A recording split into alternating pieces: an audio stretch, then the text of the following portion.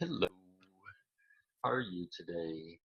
I hope things are going well. This is the last week of class, and I thought I would share with you how to finish well. And I will share my screen with you and talk just briefly about finishing, including a presentation. So now on the screen, you should see the tentative agenda for a proposal defense meeting. And on number 2 on that agenda says candidate's presentation. Well, on the candidate's presentation, it says plus or minus 15 minutes. That means your PowerPoint presentation cannot be more than 20 minutes. 15 minutes is ideal. 10 minutes is too short. 15 minutes is good. 20 minutes is too long. So if you have 18 slides, you need to go back. You need to go back and make it more brief. On the agenda here, it says why this topic is important. In other words, the first slide, or 1 or 2 slides, can be chapter 1, because that's the argument for why the topic is important. And then, what have you discovered from the reading of research reports? Oh, that's chapter 2, pretty much. And 1 or 2 slides max, only a few minutes. So you have to summarize, you have to get through it quickly. The slides should not use all of the words. The slides should not use all of the words. You should speak at least twice as many words, maybe 3 times as many words as show up on the PowerPoint. If you read your PowerPoint, that means you don't know what you're talking about. The PowerPoint should be a quick summary of the bullet points that you're going to share while you're talking. You're the expert, not the PowerPoint. So, on the part C, what is his or her dissertation? That's you. Research going to add to the body of literature. So, in other words, what's different about your study? What are you doing that's unique? In other words, what are your questions and how is this study different? Okay, so C was a good spot to include the questions. D, the methodology that you have planned. In other words, chapter 3.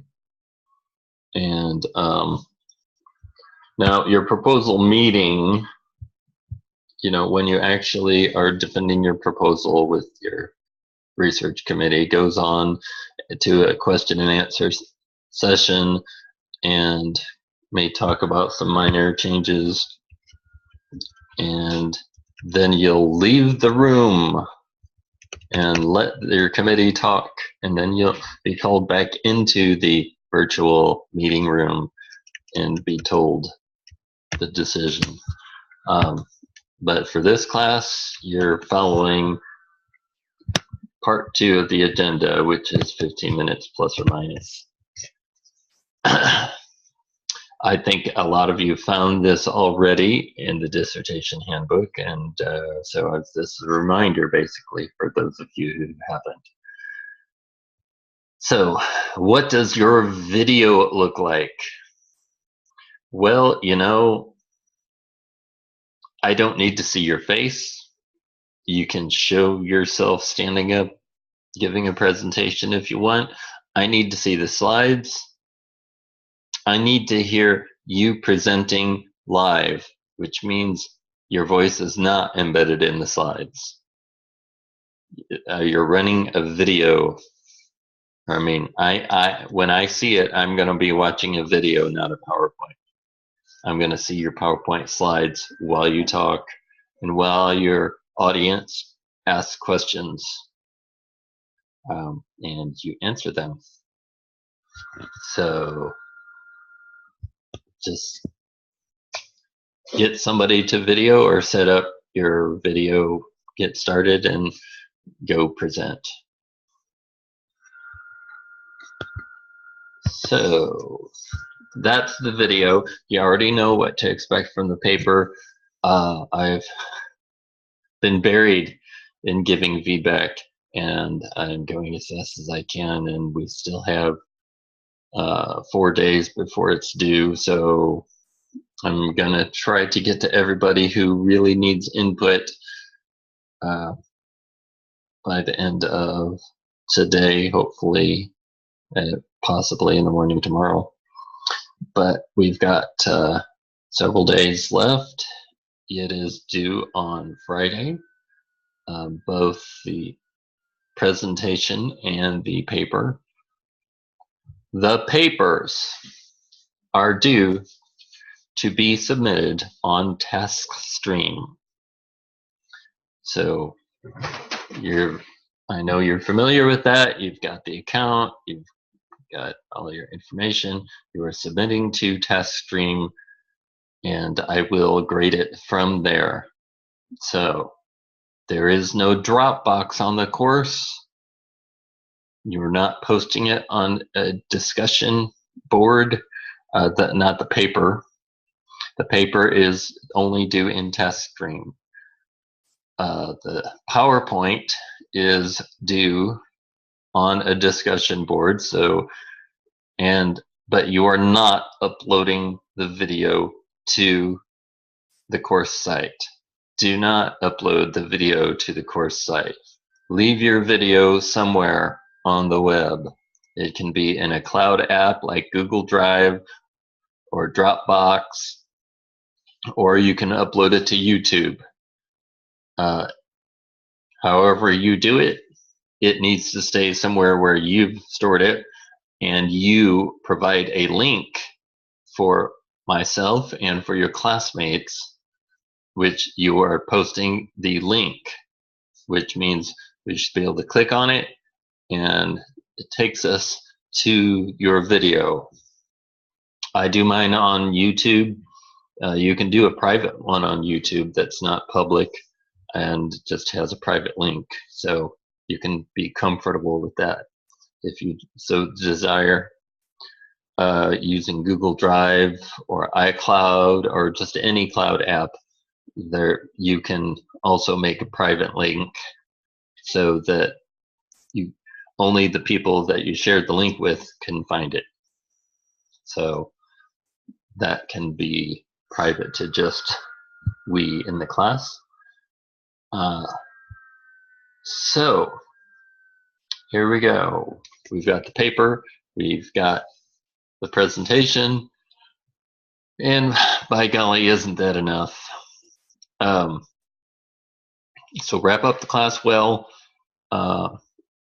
I've been answering texts all week, and I expect to answer texts the rest of the week, so that's part of my job. Let me know. And finally, the last thing, which is not really the class, but in talking with my colleagues, I found out that it will be sometime later this week that you get to find out who your chair is. Dr. Price knows, but she's not going to tell you until she tells everybody and makes it publicly available. So don't bombard her with questions. You'll know when everybody else knows. And don't ask me, because I don't know. The only answer I know to the question of who your chair is not me. Everybody else on the doctoral faculty is chairing dissertations, and I am just the methodologist on every one of them. So I know I'm not your chair, and I know that you're going to find out your chair just as soon as we're ready to release that.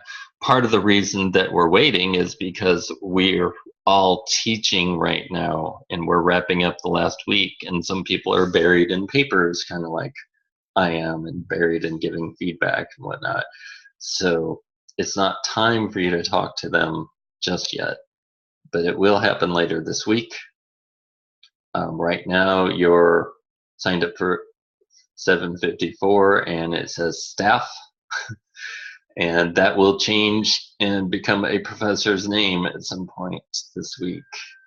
And then you'll also get an email, I think, from Dr. Price explaining things, and you should hear from your dissertation advisor soon thereafter. So that is coming. There's no point in asking early. It comes when it comes, and that's Dr. Price's call, and she's holding it closely for a good reason, practical reason. And so the last thing I really want to remind you, I guess, is we've gotten a start. You've got your topic. You've got a lot of research on it. You've made good progress.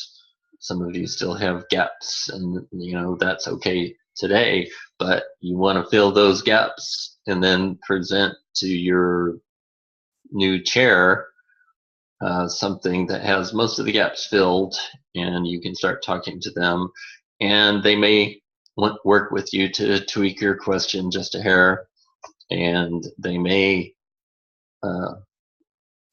they're going to have input. They are your chair, and I am not.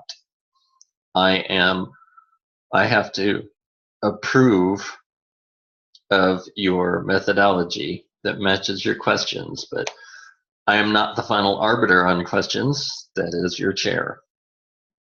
If they like the wording of your question the way it is, then it stays. And if they think it needs to be tweaked, then it gets tweaked.